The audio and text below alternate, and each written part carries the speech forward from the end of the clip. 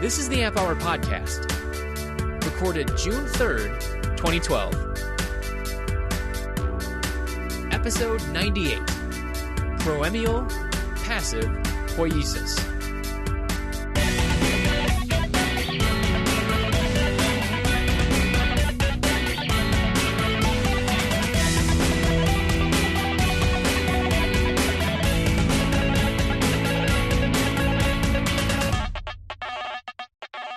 Welcome to the Amp Hour. I'm Dave Jones from the EEV blog.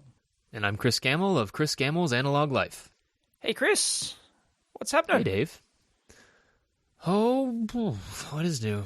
You know, usual. Right. Electronics, designing, playing Working for the man? Working for the man, yep. Still doing that thing. All right. Are you over your cold? Are you over your flu or whatever the dreaded? I am. Make a fair flu. Yeah, make your fair flu is kaput. I like that.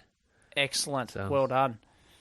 How's it go? Is it rolling down into winter out there in Aussie land? Yeah, it's getting a bit depressing here, actually. So, just rainy, miserable kind of. That's too bad. Yeah. Usually we have pretty good winters here, you know. You can still get around in shorts if you really want to, and you know. Well, I mean, technically you can do that anywhere. You know, those skinny, pasty white chicken legs, you know. Yep, boy. I know that one. Stereotypical. Oh, yeah. Engineering nerds. Speaking of stereotypical, I'm going to... No banter today. Let's jump right into the Let's get to stuff. It, huh? Two spin-offs from this. I went to see The Avengers last night. And, very awesome movie. Trust me, this has to do with engineering. I've got 2 points here which have to do with engineering. I'll wait for it. And I'd talk about The Avengers anyways. I mean, just so our listeners know, I would just talk about that for an hour. Oh, it's awesome. Yeah, it's just... Yeah. Anyway. No spoilers, though. Right, so I was walking out the theatre yesterday afternoon, because I don't go at night anymore, because, you know, I have a child now. Oh, so babies, right, yeah. Also, you don't have a job, so you're allowed to do that, right? Right, yeah, exactly. Well, Sunday, I guess it was a weekend, right? Yeah, exactly. I do get my weekends off now, which is good. Yeah, that's good. Yeah. That's good. Anyway, I was walking out, and there's this huge billboard on the side of the building. It was up on top of the top floor car park, huge billboard with it, you know, so naturally I look at it, because there's this good-looking chick up there on this billboard, right? So I'm looking at it, and she's naked, and she's got a bra on, right? And the slogan is, right, who said engineering is boring? In huge letters. That's the slogan for this billboard. With this chick wearing a bra. And it's an ad for a bra company, obviously, right? I think it's Burley or someone. I don't, you know. Whatever. Yeah, waiting for the punchline here. I got to say, we need to blame someone, but that's their slogan. Who said engineering is boring? I guess they're implying that... Sorry? What does that have to do with engineering, though?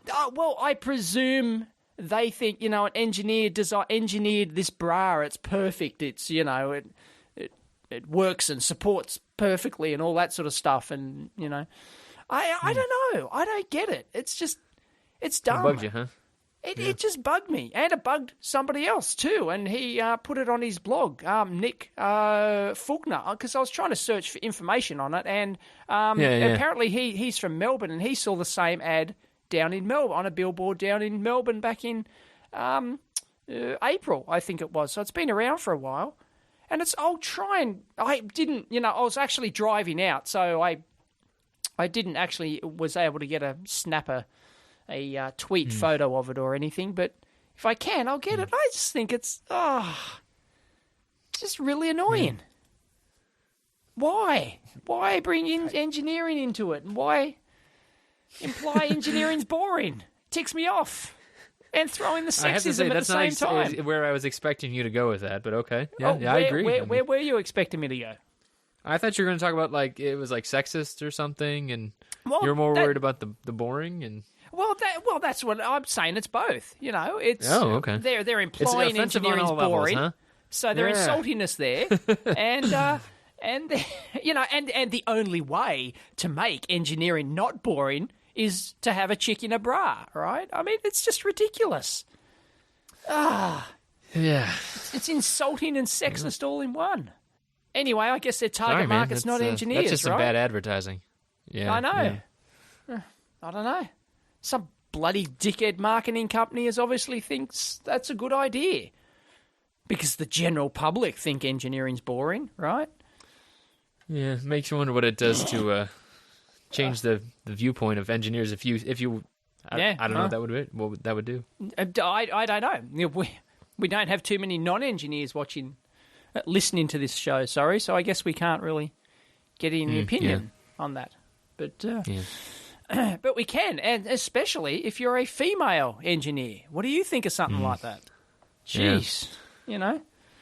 Yeah. Since we're on the rant side of things, I wanted to cover a rant real quick too. Go for it. I saw this. I follow some famous people on Twitter, as people are bound to do, right? And I saw this link keep bouncing around. It was about these shoes, or this inventor in Kenya, I believe, and. They were like, "Oh my God, this inventor's amazing. He's 24 years old, and he made this thing that can charge your phone, and you put it in your shoe, and it's got a 2.5-year warranty." And I immediately go, "That's BS." I didn't even read the article. I immediately knew what it was, and it was just bouncing from person to person to person, right? Also because they probably didn't read it, they just think, "Oh, this is an amazing story." Yada yada yada. Exactly. And pass open it up on, predictably. Well, what is it? Of course, this guy inserted a piezoelectric in a shoe, right?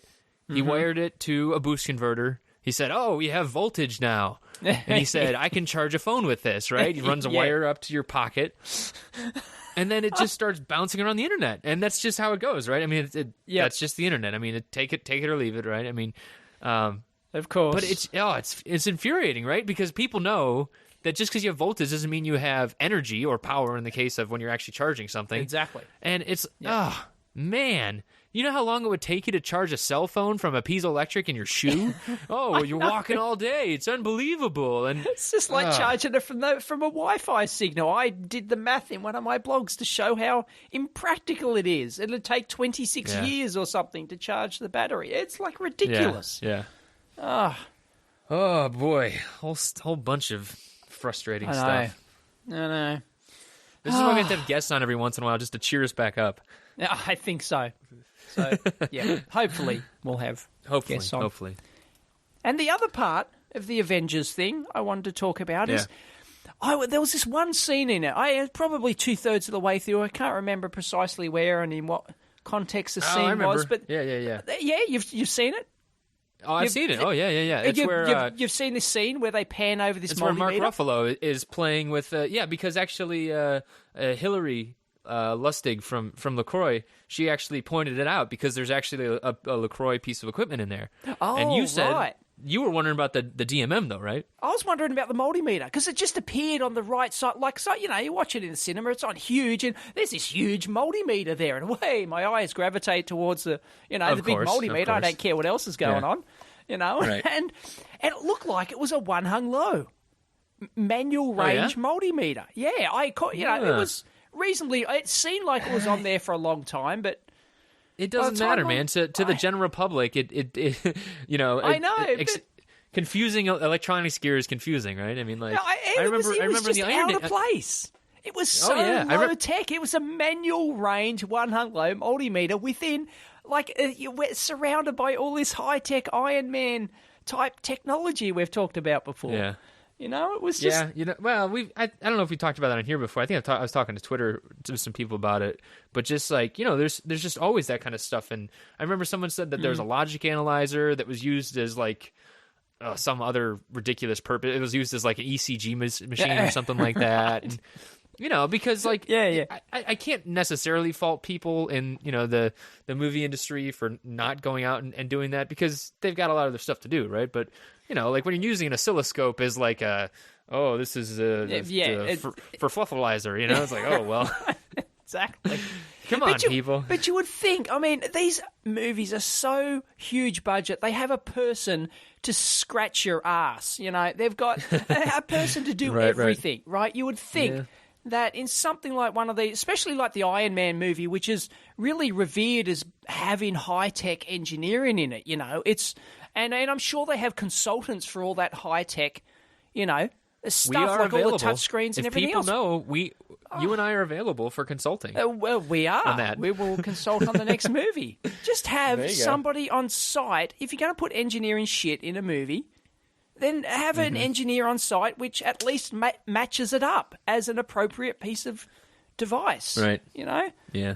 So your oscilloscope isn't used as your ECG machine or something, you know? Yeah. Yeah, I think it's just man. I think it's always a rush job for everyone like that, but it's frustrating. Well, they just get the usual prop department, right? You know, a prop, yeah, Right, it looks right. techie, you know, near enough. They don't know. Right, yeah. Jack shit. Yeah, that's right? frustrating. I know. It's annoying. Yeah. Anyway. Well, speaking of LaCroix, I mentioned Hillary from LaCroix. Hey, yes. There's some big news there. There's two sets of big where news the heck there. that come out of, right? Oh, I don't So know. That just, it just Yeah. broke, didn't it? So, straight off the teletype. Where Yes, we've off got the some teletype. breaking industry news. Well, you know, it's a week old or something, but Right. anyway, it happened Yeah. this week, so it's Yeah. breaking for us being a weekly show. If we were a daily show, it would be. If we were a Daily daily breaking show, news. people would get really sick of us. I think so.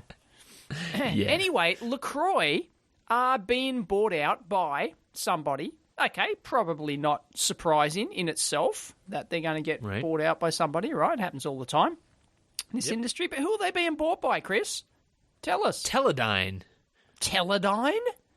Teledyne, right, of course. When I hear the word Teledyne, I think 1960s military Right, right. technology. Right, I think thought, just like, are global they still around? What do they do? Monolith, You know? kind of, yeah. Yeah, like I don't really have any, other than big. Teledyne sounds big. And they are big. I mean, they're $2 they're a billion. military contractor, so they're sucking Uncle Sam for all he's worth, right? Right, and They're sucking the probably not money just out Uncle of Sam, Uncle but Sam's yeah. backside, Yeah. right? Yeah. Yeah, right. Milking that cash cow. Delicious Uncle Sam milk. Unbelievable. Right. Yeah. But yeah, In so they're an getting industry bought where out. you And they can say piss they're going away. to keep the, they're going to keep the name. They're going to keep it as LaCroix, and there'll be a subsidiary of Teledyne. And it's, it's just a further consolidation of the industry into, big players slugging it out. And yeah, I was. Well, and they reckon that, Teledyne claim that it's going to be good for LaCroix because they're going to they're going to help, increase their product R&D and all that sort of crap. So, yeah, as someone that's worked at a small company that got bought by a big company, yeah. I think I might know, have but some that's view what on they that. say, so, They always say that. Come I on, who know. wouldn't say that? I mean, worst case scenario, right? If you're in charge of those companies, you get accused of the bait and switch. You say, "Oh, well, Nah. we didn't know everything at the beginning, so yeah, Yep. sorry it didn't work out. We thought it was going to be good for these little companies." But yeah, of course you're going to say that at the beginning, right? Yep. I mean, NBA playbook.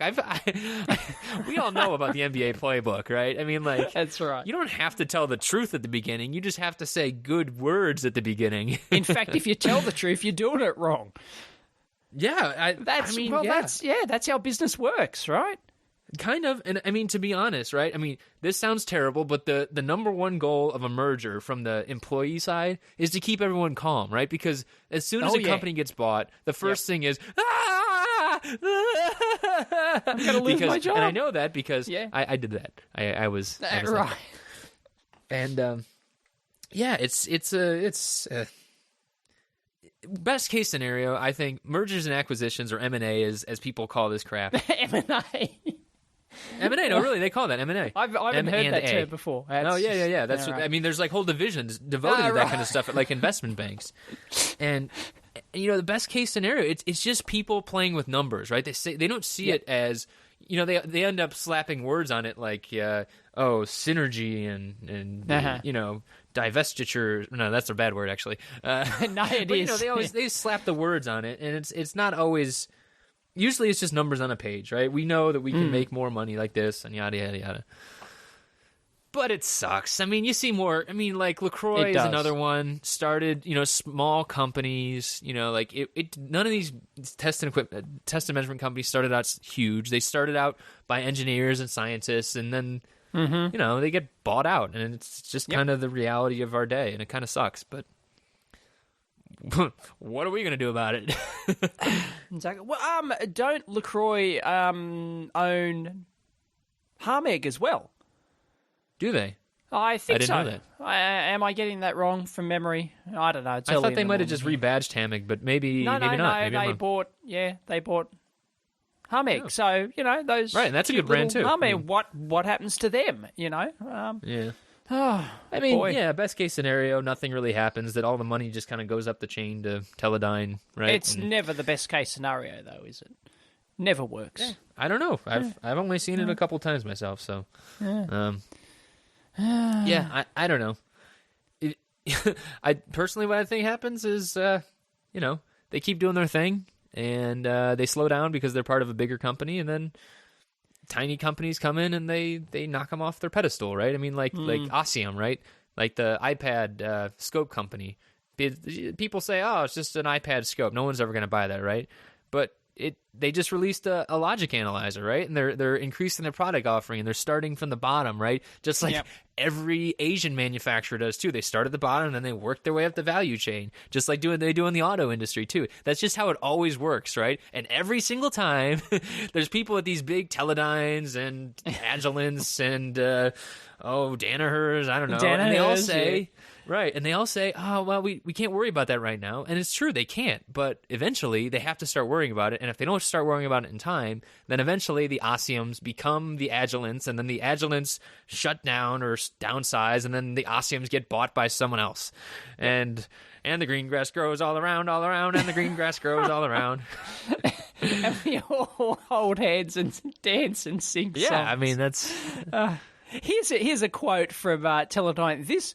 at the same time, we expect this combination will accelerate our product development efforts. This includes extending our current oscilloscope path to 100 gigahertz and beyond by utilizing Teledyne's leading HB... Indium phosphide, HBT. Indium phosphide and HBT and HEMT technology. Whew. Which means that's the really the really expensive silicon based, like really crazy chips and wafers, and it's true. I mean that stuff's not cheap. No, and but well, it remains to be seen. But what else is happening there is that we'll post this link as well. It's just come out that now the shareholders are crying foul and they're suing Teledyne apparently. But here's a little secret about that is that happens every time. I know. Like a public company gets bought out by a different company, and it's like, oh, why didn't you get more? We're going to take it to court, and that's just lawyers being lawyers and investors being investors, and it's like, all right, well, and they'll probably settle down the middle, and they'll get an extra $1 instead of the $2 they were looking for, or something, and and that's just. If you had to do it every time, no one would ever. I mean, if you had to go to a board every time, then you have to show your hand when you're like selling a company, right? And it's like, well, that's not always possible either. So they just kind of deal with it and they move on. And the thing is, though, that doesn't affect engineers at all. The only thing that ends up affecting engineers is the stuff they talked about, and that actually could be good. Like the 100 gigahertz stuff, and which is it's LaCroix and Agilent, I think, at the top right now in terms of speed of scopes, if you possibly need a 100 gigahertz scope, but scope, that could be good. They'll charge you a couple $100,000, and they'll hand deliver you those sort of things. They actually personally, one of the R&D engineers comes out and personally hand delivers and sets up and shows you how to use one of these beasties. Because it's a couple of $100,000 worth. These and they make like ones. 20 of them, right? And they make them to spec. You place your order, and yes, sir, thank you very much. We'll get right on it, and they start making one from scratch. Because they've got to get their guys with their wise grey beards to stroke it and tweak things, and Yeah. And too bad if they're on holidays, they have to wait until they get back. And yeah. Oh boy. Yep. Yeah. That set me off good. That stirred up some emotion in me, Dave. Yes. Well, you don't work at the evil Danaher Corporation anymore, do you? They're not that bad. Come on. They're not that bad. They gobble everyone up, and they're masters of the chainsaw. Come on, they come in and they... They're It's a very fine. good company Whatever. to invest in, apparently, because when they buy somebody, they strip them out and get them lean and mean and making a profit. They're a very profitable company, apparently. Danaher, so... Yeah, I can't say I pay attention much anymore. Right. But yeah, like I said, the main thing is I always lament the small town. You know, there's a downside to being smaller businesses, right? Because in a global world, it's harder to be distributed. Just like a lot of kid people have problems with. But well, that's what I wanted to talk about. Yeah. Oh yeah. What kind of stuff? Well, I am going to experiment selling my microcurrent adapter through a third party for overseas sales. Yes. So well, that seems like it'll be hassle-free up front, and then later you'll be complaining on this show about it. Possibly, yeah. Well, we'll see, because, packing and shipping internationally is hard work, and it's chewing up a lot of my time. And, but, it's a trade-off here, and the trade-off is, as we've talked about before, I'm sure, you've got to give up a fair bit of your margin if you want somebody else to sell it, because, usually the person who makes the most amount of money is the final retailer, right? That's where the big I don't money know if that's is. True. Often. No, I don't think there's a lot of money in retail. I don't think Best Buy is like, oh, we're making huge margins. We sell this for twice as much as we get it for. I don't know if that's true. Well, they're going to... Maybe I'm wrong. But if I'm wrong, I'd love to hear from our listeners. Well, but, a typical company's going to make 40% markup, right, on a product. So, so if it's $50, so. they're going to want to buy it for 30, right? So you're saying the biggest dollar amount? I mean, I guess... probably like the biggest dollar. dollars. Yeah, it gets tricky when you start talking in terms of markups, because markup's not the same as margin and stuff like that. But, yeah, in terms of the actual dollar amount, possibly, it's not uncommon for the final retailer to make the most actual coin on the product. I guess it's that like if makes you're in sense the too, book publishing industry, right? If you're the author, you get paid, you get your 5 or 10% of the retail price, and the bookstore takes their 45, 50% of the retail price. Now Amazon takes their whatever. Well, Amazon's not too bad, especially if you're doing a Kindle book or something. You can, depends what version you sign up for, you can get like 70% of it or something like that. So it's quite as the author. Wow. So, it's not bad. That's not bad. Yeah. All right. Where's my pen? Right. You start writing. Pen? People don't write anymore, do they? Keyboard, yeah. Oh, is that too old too? Do I need to? Possibly, like you need voice dictation, tablet, voice. Ugh, yeah. Whatever. We could do it the real old-fashioned way. Have a secretary to actually. Or I could get a scribe, right? I mean, I could go really old school and have them hand copy all the dictation from one Bible to the next, right? Right. Oh boy. Oh boy. Anyway, I would not so be able to afford that. I'm going to see how it goes. Anyway, I'm going to see how much time it does actually save me, and if I, feel good about it and all that sort of stuff. It might be good just because you can just spend more time in electronics, Yeah, exactly. I can spend more time making videos or making more kits or whatever, instead of packing and shipping. I think that's the idea behind it. Yeah. Right. I'm still going to keep up the Oz sales though, because it's really easy to sell within Australia. Because you just slap it in a prepaid postage satchel and it's gone, right? So it's you don't have to line up at the post office, you don't have to fill out forms, you don't have to do any of that stuff. So right. Yeah, but now you have to support stuff overseas more, probably. You don't have to just support customers; you also have to support distribution. Right, yes, I don't. Yeah, they take care of that. Right, if the manufacturer is done somewhere else, then you have to be. Oh well, this flat pack part isn't working, and now you have to here's my process tips and everything else. And although I guess you're probably doing that. Well, there, right? A lot of people are going to claim that I'm still doing it wrong, because I'm still buying the parts myself. I'm still getting everything. It comes to me, and then I ship it off to my assembler, and it's like, Dave, you're doing it wrong. You need to do the whole turnkey, somebody else, and or just get somebody to, or just get some fulfillment service who work on a smaller margin, right? But no, Right. I'm getting one of the names you'll be familiar with. I probably won't say it right Right. now. We'll just make sure it all goes through first. And but no, I'm getting a name Yeah. that you know and trust to distribute my. And I think people feel better about that rather than just some one hung low fulfillment service in China. Yeah. Who you giving your credit card number to or something like that. So. Yeah, and actually, Ian from Dangerous Prototypes. He did this talk at Maker Faire, but he also just recently posted the what he called the studio version of the video. And actually, he Right. goes through all the different options of what you can, like the same kind of things where you can do just a royalty-based model, right? Where someone Yep. does everything Yeah, else for you, and you just everything get else. royalties. Yep. Or you do fulfillment house, like you were just talking about, or self-manufacturers. And then there's one other one, I think. And yeah, great video, because I'm Ian's going to have done to all watch that it. stuff Please, too. Yeah, please link it in. Send it to me. I will. Excellent. It's a good video. Yeah, because there's so many pros and cons. I mean, like if you want to make the absolute most amount of money, you do everything yourself, right?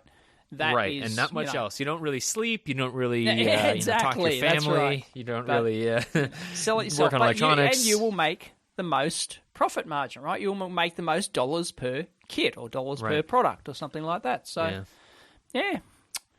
Anyway, boy. So Speaking of kits, yeah. did you see the USB power supply on Kickstarter? I did. Yeah, I wasn't very impressed. Coincidence. I've been sitting on a USB power supply for a couple of years now, and all of a sudden, See, now I thought you had released your video in response to that, but I had known about your USB power supply for a long time because you I told me showed the you secret photos of your. of it Yeah, donkeys years ago, didn't I? Yeah, and, Right. Yeah, a long time ago, and I don't know. It's just another one of those ones that just never made it out to the public. Yeah. I always, I wanted to change my mind, or I just didn't feel it was ready, or something. And Yeah, no, now I you're thought- talking about putting yours on there, and I don't know, man. You've always lamented Kickstarter on Yeah, I have, at but, least on this I- program. But it's a marketing dream, Kickstarter. If it hits it big, if not, it's just a Well, it's just an ordinary. But there's, I don't know how many nerds out there are just sitting there, getting, just looking at stuff on Kickstarter. Oh, that's cool. I'll buy that. Woo. Yeah, I guess so. But the thing that kind of keeps striking me over and over again about Kickstarter is if you really want to be big on Kickstarter, you're not marketing to electronics people. You're marketing to design people, like even that Exactly. Pebble watch, right? Yeah. Really Yeah, that's cool right. electronic stuff in there, right? It's actually a very cool watch. Uh-huh. Great circuit board, little e-ink display, but it's not marketed to electronics No, people. that's right. It's marketed Yep. to gadget people and hipster design people, and like, oh, you could do this and that. And Yep. because people don't want that electronic, like the people listening to this show, I think those are the people I want to be talking to. They're the ones I want to hang out with because they actually know or care if they don't know, because I don't know a lot about electronics still. Like about the guts, people that care about the guts. I could list, 50 different gadget shows where no one has any idea what's going on inside the phone or the laptop or anything like that. And that's boring. Who cares about that stuff? I mean, like, yeah, user side is important. And if you want to sell it to people, that's important. But that's boring to me. I don't know. It's just, I don't know. I think it's one of my hang-ups, but Right. what are you going to do? Yeah. So you Anyway. going to list, though? Are you going to list on Kickstarter? No, well, no, it's not easy for me because I'm not based in the US. So, Right. it's not So you have easy. to emigrate first. Yeah. Well, there is an Australian version, but that kind of defeats the whole purpose because the whole purpose of being on Kickstarter is that you're on Kickstarter, right? It's the popular place to be. It's like being on YouTube or being on Amazon. If you put your stuff anywhere else, it doesn't matter, right? Because nobody looks there. So, I may as well just put it on my own website, Yeah. So, that's interesting. I don't know. We'll see. Probably not. It's just If you too see much me, hassle. if people see me listing a USB power supply on that looks suspiciously like the one Dave's doing, you might figure things out there. You might say, "Hey, wait a second, just don't tell Kickstarter about us." Oh boy. Dave's giving me a hefty commission for that. Yeah. I don't know. Yeah, I don't think I need to really. I don't know. I just thought maybe it'd be fun. I don't. It'd just be. I think there's a subset more within the for just electronics to see group. what would happen. Yeah, No, but I think there's a subset within the electronics group that even would want a USB power supply. I mean, it's a cool idea and it's good, but it's like portable. Like how many people are doing portable projects, right? I mean, a lot of people are, but yep. do you need that? And I know if you are, it's can another you just... niche-ish. Is that even a word?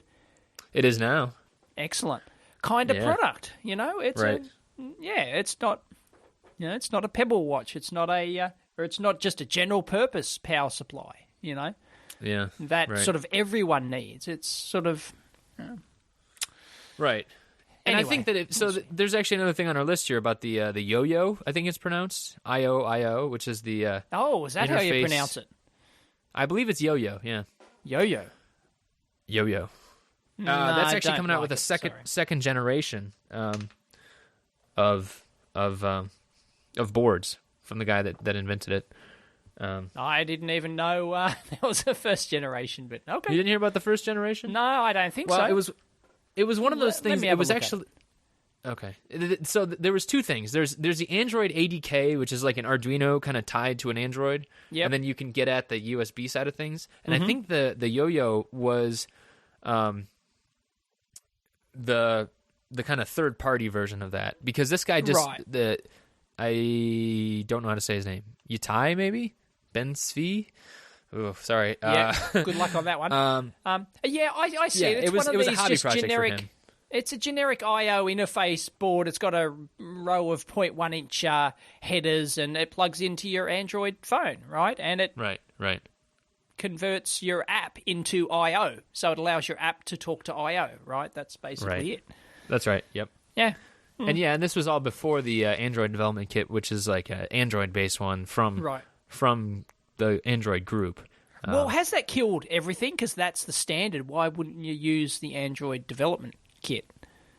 I don't know. Why would you use anything else if there's an official one out there? I know it started out being like real expensive. It was like $300 or something. Like $400. Yeah, $400. Yeah, and but I think that's if people have built hardware clones of that, because the software's open source. Even the hardware's probably open source. I don't know, but people have built clones of that, so you can actually buy. I guess it's not official, but it's at least a clone of the official hardware, which is good enough. So, yeah. I don't know. So, yeah, I mean, and any kind of hardware project is bound to branch at some point, right? So even though there is the ADK, I mean, why not have a second version of the yo-yo? Because there's always users that want a second generation, or you run out of, you can't get the same parts as you had before. So that is kind of moving on to the next generation. And maybe at that point, like maybe if someone's doing a hardware project out of their phone, it would make sense to have like a USB based power supply too. That's why I was thinking about it, because when you're doing that kind of stuff, you need more than a phone's going to give you. So that could be a good place for a USB power supply. Maybe. I don't know. Maybe. We'll see. Yeah. Anyway, I'm just going interesting to thing. Yeah. I think phones are like a really compelling idea because everybody has one, right? But surprisingly, I was talking to a friend about this. There's really no fast way to get data in or out of phones. And same goes for. So I talked about Osseum earlier about the iPhone and iPad based. Oscilloscope, right? It's actually a really restricted interface for both of them. There's actually no like open way to get data in or out of phones right now. I assume because that means then you can defeat what's it called, DRM on like stuff you download from them, right? Because if you could just translate that data and push it out like a USB port, then you could re-encode it as something else. You could capture it, right? So all that stuff's still locked down, and so I think that's going to be like a next step. I think if a phone manufacturer and a mobile company actually kind of get together and finally ever do have like an open interface that's fast, like HDMI is a fast output from a phone right now, but that's all locked down too. There's no way to really get fast information out, but once you do, I mean, like it's all kind of still converging towards that single device in your pocket that does everything. Well, it's got to be the USB connector, right? Because all phones have a micro USB for charging, right? That's standardized. Yeah. So it makes sense. It's still restricted some way. I mean, that's the software side of things. Well, they've got to stop it. Bastards. Yeah, you stop that right now. But the problem is, anytime someone defeats it, then they end up updating the firmware and they push it out to all the phones, and that's the main thing. So it needs to be like across all phones. You need some kind of open interface across all of them. That like. Yeah, I don't know. Which isn't as hard these days because you've got iPhone or you've got Android. That's it, right? So right, but if one phone manufacturer says, "Oh, we're going to be like an open interface now," right? The other phone manufacturers won't necessarily do that, and Apple's never going to do that because it's Apple, right? Yeah. Because you need to have like Ossium and every other iPhone or iPad gadget developer or whatever you call it. They all have to have like a tag on them, and they have to have some special chip that talks across that interface, and it's kind of ridiculous. And I know why they do it. They do it for competitive advantage, but I don't care. Exactly. I mean, like, if you want to use it as an actual interface for electronics, right, you need to eventually have an open interface there, because otherwise, unless you level the playing field for every device, then it's not going to make take it fast off. enough. Yeah. It's just you can't guarantee it across, because if I buy a device that says it's going to talk to my Android phone, right, and then I'm saying, oh, great, it's a video monitor for I don't know, like say a scope or something like that. I've talked about that before, right? Dropping a tablet into a scope. Well, if I then if my tablet breaks and I go buy another tablet and I can't get the old tablet I had, and it's not the same interface now, then that $700 scope head that I bought, or the scope base rather, is worthless, right? And then I'm going to be all pissed. That's right. So if they do that, I think that we'll see eventual ubiquity. But until then, no dice. Oh, goodness. Yeah. Well, it's too complicated. It is. Yeah. All that crazy I bits reckon they flying should around go and back to everything. sticking a D9 RS-232 on there. What do you think? That would be interesting. You get like a SCSI port on the side, or GPIB. there you go. Oh yeah, near and dear to my heart. You just slap a 4-bit micro on there, just like that video you did, right? Yeah, I did. I opened up my Braun electric toothbrush, and probably not surprisingly, there's a 4-bit microcontroller in there. People think 4-bit micros are dead, right? And people think 8-bit micros are dead. Was that the Intel one, the Intel 4040 back in the day? Wasn't that the precursor to 8080? Yes, it was. Yeah. Yeah. But that's not what's in this phone. No. Phone, toothbrush. Toothbrush, right? Yeah. See, eventually you could use your phone as an interface for your toothbrush. Right. Oh boy. Yeah. Don't. So it was like a custom chip, though, or what? Working on that right now. Anyway, it's from a company I've never heard of, EM Microelectronic. Yeah, and get this, they're part of the Swatch group. As in, you remember Swatch watches from the 80s? Yeah. They're part of the Swatch group. Go figure. And they claim they specialise in, low power, low voltage microcontrollers. And they've got this EM6600 core. I don't know where the core comes from, whether it's their own unique development or a spin-off from some other architecture from 1970s. Right, because they didn't have like a lot of open architectures back then. Right. No, exactly. So, and it's a 4-bit. It's a 4-bit architecture, and it's got, it's designed as like a single chip. There's no external oscillator. It's just internal oscillator up to 800 kilohertz maximum. Right, that's its maximum operating frequency. Right, it's pretty, and it's pretty low power. It's got a 10-bit counter timer, and it's got a 4-bit ADC in it. Right, doesn't even have an 8-bit. So they're saving. They're really shady. You can imagine how cheap this.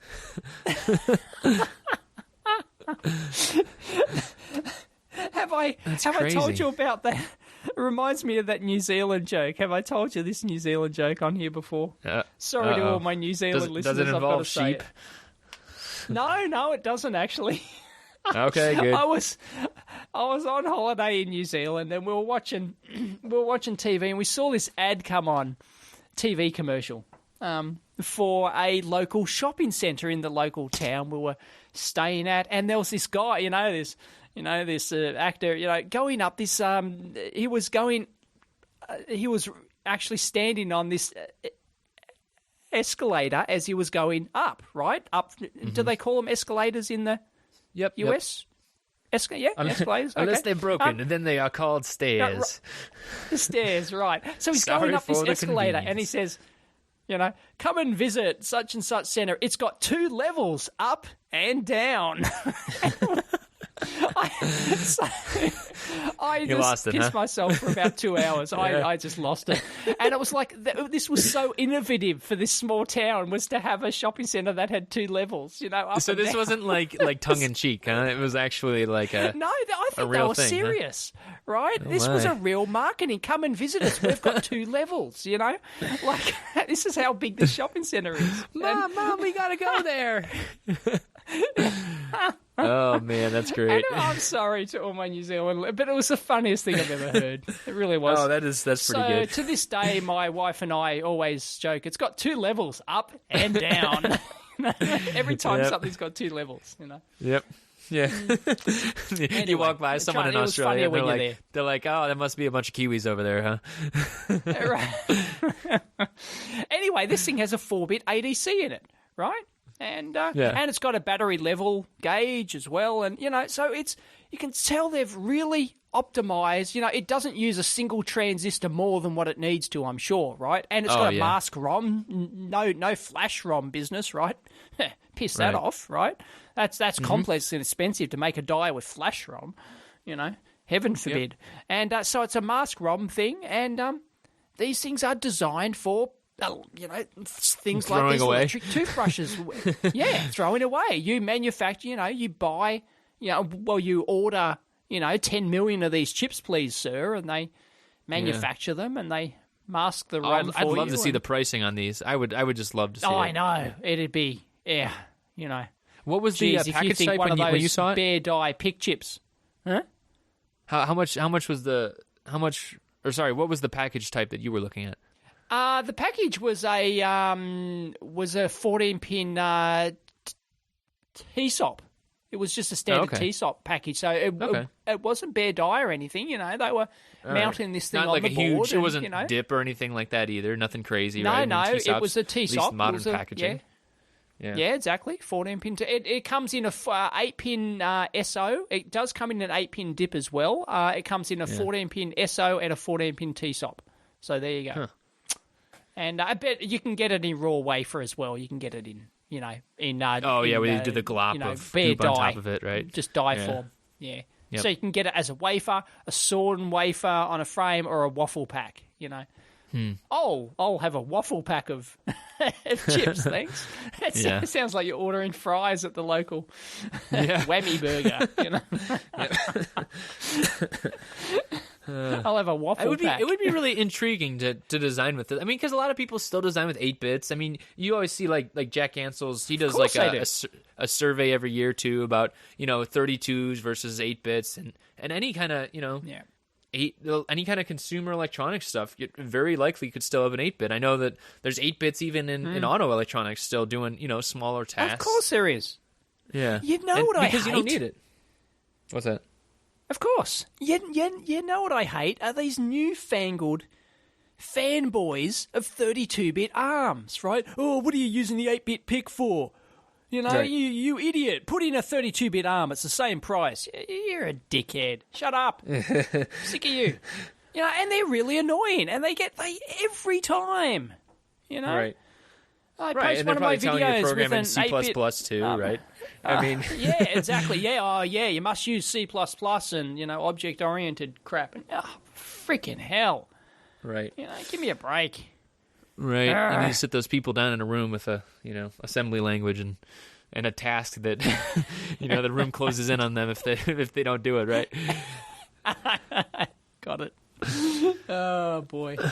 Yeah. And, it's really annoying. There's this push on for people who think who are just who aren't considering the cents, who don't have any sense because they're not like the considering dollars cents. and cents, right? You're talking about exactly. common They're sense not, or the sense of design. Right? They don't have the common sense to consider dollars and cents. Right. And I'm sorry, an 8-bit micro still is cheaper than a 32-bit micro. Kiss my ass. Right. Yeah, and that's the thing. So, a lot of the 32-bit micro people are, they sell based on that, right? I know that like NXP does that with their LPC. Is that them? No, that's ST. ST the LPC, and you all these can guys. buy them for like $1 or something. Certain versions of them. But then you got to. But then you don't think, like this 25 cents. requires. Yeah, but then it might need an external supply for the low voltage freaking core or something like that. You're just blowing your budget right there. And yeah, and that's the Sorry thing. It's a about the sound top line effect marketing spec.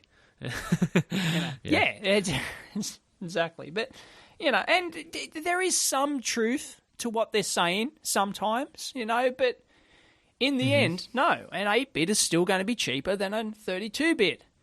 The die is smaller. And if you look at the code too, I mean, a lot of people are using these memory spaces, right, where they're actually just masking off, and they're only using 1 bit anyways. And it's like, well, what's your deal then, right? I mean, like, yeah, you have 32 available to you, but you don't necessarily need it. So it's I think it's a trade-off. And you've got to pay that license to ARM as well, right? Well, that license to ARM costs a couple of cents or whatever. I know Oyvind didn't tell us what it was, but I don't think that's really a very significant cost. But no, it's still a cost, right? It's still a cost. So, I think that's pretty sub-cent. I wouldn't worry about that, personally. I'd worry more about the power. I think you got it right. The power, I mean, the availability, too, and the feature sets, too. That's another thing to worry about, right? I mean, you have maybe one chip from a vendor where they're top-lining, saying, oh, it's a 25-cent 32-bit micro or 60-cent 32-bit micro. That's really cool, right? Mm-hmm. But as soon as you need, 10-bit ADC isn't enough for me. I need to go to a 12-bit. Well, see you later. You're up at $2 now, and that's what they're counting on, right? They want to get you. It's a bait and switch again, right? They want to get you in the door with that low price, and then they want you to say, well, I can't do it with that. And then you say, oh, well, we have this great $2 option, and then you say, I could have gotten a $2 option anywhere, right? I didn't come to you because of the $2 option. That is why Oyvind said it himself. We asked him specifically, do you prefer to have just one chip, to sell like 5 chips which do everything, or to have 50 chips which do very niche things? And he said, 50 chips which do the niche things, right? That's their goal, is to have a chip specifically targeted for each little niche market. Yep. For almost each customer. If you're big enough, they might, spin you a version. In fact, that's, I'm sure, what's happened in this electric toothbrush, because I found the generic device, but the device actually using the toothbrush, I think, is probably a custom spin-off directly for Braun. So they got exactly what they wanted, and they shaved a few cents off. And chip companies love that too, right? Of course they do. I was talking to a distributor about this again. I was lamenting the fact that I couldn't just see the pricing, right? The 100,000 piece pricing or the million piece pricing. Not that I'm using a million pieces, but I was lamenting the fact that there's no capability of any chip manufacturer that I know of that says you can go in, log in with whatever company you're working for, or even just see it generically of what chip is, the 1 piece price, the 100 piece price, 1,000, 10,000, 100,000, 1 million piece pricing, right? No one's ever going to do that. And the dirty little secret behind that, and it's not that big of a secret, and it's not that dirty, really, is the fact that, they are upping the prices. What they're doing is, when they're offering you a good price on one side of things, they're upping the price somewhere else. It's all balancing out. Don't you worry about that, folks. If you're getting a really good price somewhere, you're probably not looking at where the money's coming back out. And, It's just how the game's played, and that's why it's never going to change, right? And to the same effect, nothing against Oyvind or any other chip company, really. They want 50 different chips because they don't want they want Dave's company, Dave or EEV Blog Inc., right? They want them to buy 10,000 pieces of chip 1-4417 whatever the dashing is, right? Because there's always the dashes, because they want that dashing to be a lot different than the one for me, because then they can charge him 20 cents more when he's not looking, and me, I'm getting the super great deal, right? I mean, like there's number crunchers in every company doing this kind of thing, and they're just edging it up here and edging it down here, and you talk about kit companies, rather.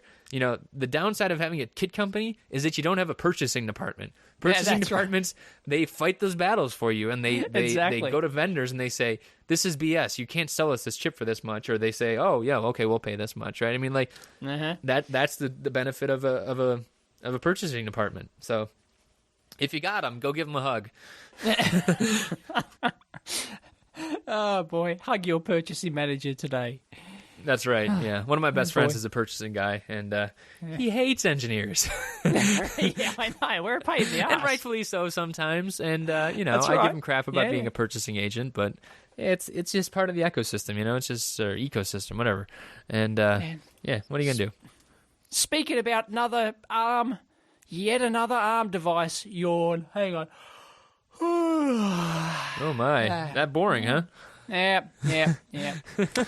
Ah, boy. And what's this Zinc thing? The Zinc. Pronounced. Yeah. Oh, come on. Who thought this shit up? Right, ZYNQ. Yeah. Is that how the it's same pronounced? person in the '90s who spelled cool KEWL? Right. Yes, they need to be Shot, be basically. beaten with like nickels and some socks, that kind of thing, you know. And we have Xilinx to thank for this abomination. That's right. Xilinx, not Zilog, as Dave thought I said at first. Because when you told me that there's this new micro out there, and you said the name, and Right. I immediately thought of, hey, Zylogger, Phoenix Z80, what? risen from the ashes. Yeah, no. Oh boy, and Yeah, so there's a speaking new of dev board Phoenix risen from the ashes. Sorry, little aside. When one of people spun off from a company I used to work for, what did they call themselves? Phoenix. Because they were rising from the ashes of the previous God. company, So, yeah, it's so common in the industry to call yourself something like that. Yeah, anyway, just a little aside there. Right. I love it. Anyway. So the Zinc chip, it's this new thing from Xilinx. And basically what it is, and they've tried this before, actually, for all you trivia buffs out there. They've actually tried this where they put hard-coded processors inside of their chips, right? I mean, We've they tried talked about this before. It is the industry move back to hard-coded silicon because the Right. FPGA concept, didn't take off as the industry thought. They thought, everyone will be using FPGAs for everything. You'll be able to buy them for 10 cents. They'll be cheap as chips, and they'll do everything, and microcontrollers will go the way of the dodo. Wah. Sorry, didn't Wrong. happen. So they've had to Wrong-o. go in back to hard silicon. So they're embedding ARM processors in FPGAs now. They're embedding transceivers. They're embedding UARTs. They're embedding all the peripherals you get in. Right. Microcontrollers Basically, now. they're throwing IP at everything, right? This is Exactly. the thing that chip companies Yep. do. They say, we have this big bucket of IP, which is also known as intellectual property, and it's basically a prepackaged version of all this, all these different cores, or in the case of ARM, it's a core, or maybe it's a memory controller, or other types of, peripheral controllers, that kind of thing. And so Zinc is this new thing where they're throwing, I should have looked at that first, sorry. They're calling it the extensible processing platform, or whatever. Wank word But what it bingo really sheet is type. it's a dual core A9, which is an ARM based processor, and I believe the A8 is what's in iPhones and iPads, and I think that's the core, and then they rolled that into I don't know. It's a very powerful processor. That's the important thing, right? And then what they're doing basically is they're wrapping it in logic, right? And then they also put like a a DDR RAM controller out there, so you can put some external memory, because that's another downside to FPGAs is that when you use block RAM or internal RAM, it's usually it's limited, right? You can run out of that, but it's it's when only you a few usually K, have to- usually, right. If you have some kind of 10K. internal micro, usually you have to have some kind of external memory, right? It actually is more like a processor in that respect. So, but this is hard coded now. So the idea is, whereas like you could buy a Xilinx part today, or an Altera part, or a lot of other parts, and you can put a core in there, but the thing is, it's in the fabric, right? It's actually each time you it's recompile in the your dynamic design, very Yeah. right? Yeah, every time you recompile your design, it's redesigned, right? They create the connections between all these LUTs and flip flops and everything. There's lots of things that can go wrong in that process. Exactly, and it's slow too. That's the main thing. It's really slow. So this new one basically is that the idea is you can run it faster. That's kind of the cool thing about it, right? And since it's an A9, it's pretty powerful, and you can run it faster than that even. And all in all, this is a really good idea, right? I mean, you have a hard coded dual core processor, But it's and nothing then you have, new. It's a processor surrounded by FPGA fabric, right? Well, the difference is that you get rid of a bottleneck, right? And that's why they keep doing this back and forth between softcore, hardcore, that kind of thing, is because you have bottlenecks in each one, right? If you had a processor outside of an FPGA, then you have to create a memory interface and talk to the FPGA logic, right? In this case, you just kind of, boop, it just pops out right outside the core, and all of the logic you create outside of it is just right there. That's a really cool idea, right? And don't think for a second that Altera is doing the exact same thing right now, because I'm pretty sure they already have one. But the thing is, it's a good idea, and there's a new platform for it. It's called the Z board. That's this new development board, like a Beagle board or a Raspberry Pi, that kind of thing. But, and the point I'm trying to get to here is, really cool part, you need a lot fewer peripheral chips and everything else. It's friggin' expensive, though. Like, it's really expensive. How much? You compare it against... Tell us the price, son. Last time I saw it, it was like $40 for a chip. Ouch. Right. And maybe that was the pricing I saw, and maybe it's too early. Have we too? Oh, that was low quantity stuff. I mean... Right, okay. But the thing is, that's it's not huge. Surprising. I mean, it's a massive device. It's high performance, and it's cool, and you'll need a lot less chips, right? And they're probably pricing it right below the cost of buying like an OMAP processor and putting an FPGA next to it, right? Right. Because whatever they have marketing people that know that how much that stuff costs, and they price it just below that. But it's still, I mean, like $40. Come on, man! Like, I want it at $2. I'm a consumer, right?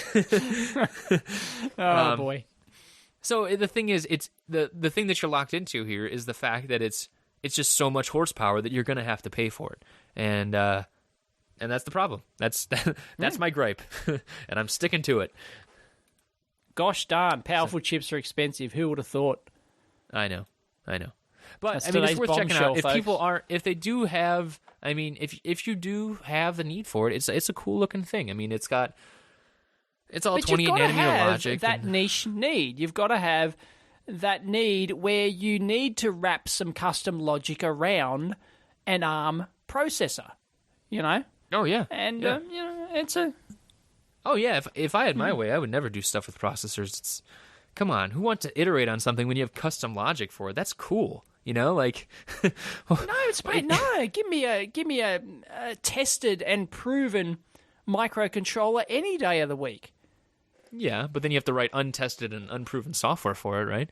Why not use your time matter. At least testing you've all that taken stuff one for the... step out of the whole process. Give me a break. That's why No way, man. FPGAs are a pain in the ass, because you're, it's like using a soft-core processor in an FPGA.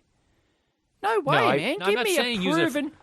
I'm not saying use a FPGA softcore processor. I'm saying if you need to do like a fur filter or something like that, say you're comparing like a DSP chip or micro running DSP-like code well, we're talking parallel versus an FPGA. Now, right?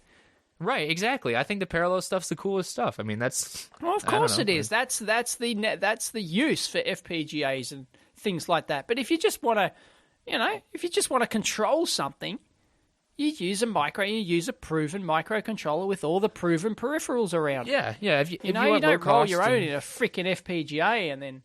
I agree with that. Then hope your open core UART plugin works, and then... Right. Man, come on. Got better things to do. I agree with that. No, that's true. That's true. If you're doing little popcorn stuff, but if you want to, do even some big stuff, some big boy processing, right? I mean, if you want to, depends on the type of processor. Dig in, Dave. Come on.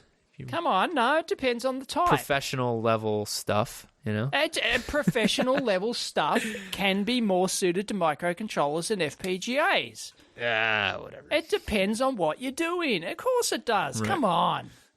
Whatever. All right. So speaking of professional level stuff, so that same dynamic, right, of really high and powerful stuff versus little rinky-dink stuff. I had to call this out because it's just been gnawing at me. So rinky-dink, rinky-dink stuff, yeah. So, and it's not rinky-dink really, but you'll see what I'm talking about. All of these companies now, right? So I love analog stuff, right? I've been talking to LT, I've been talking to TI, I've been talking to all these people, right? All these big chip companies, right? And they actually, it's just those two to start with, but I'm sure other ones are doing this too. LT and TI. At the rate they're merging, though, Oh, yeah, maybe. I don't think so. There'll be only two left, Yeah, maybe. Anyway, sorry. Continue. So they're discrete companies now. When the hell did this happen? Have you heard about this at all? Do you know what I'm talking about?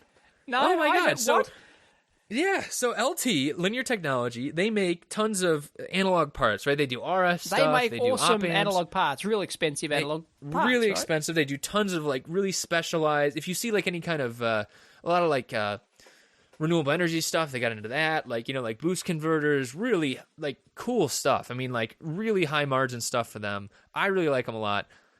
They started selling resistors. I can't get over it. Yeah, it's so crazy, right? And so basically the reason being is they sell difference amps, right? Or even instrumentation amps, right? And they have these laser cut resistors in the silicon. And what they started doing is they said, oh, well, we know how to make these really great resistors.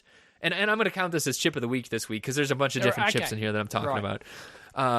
They started taking these resistors that they put into instrumentation amps and difference amps, and they said, oh, we make these great resistors, and they're like super awesome resistors. We're talking like we're like 1 ppm TCR or temperature coefficient resistors. Like they are like choice resistors, right? And they said, we'll just sell these, and now they just sell just resistors. You can buy an SO8 package with just resistors in them with an LT label on them, right? So that's number one. That's weird, right?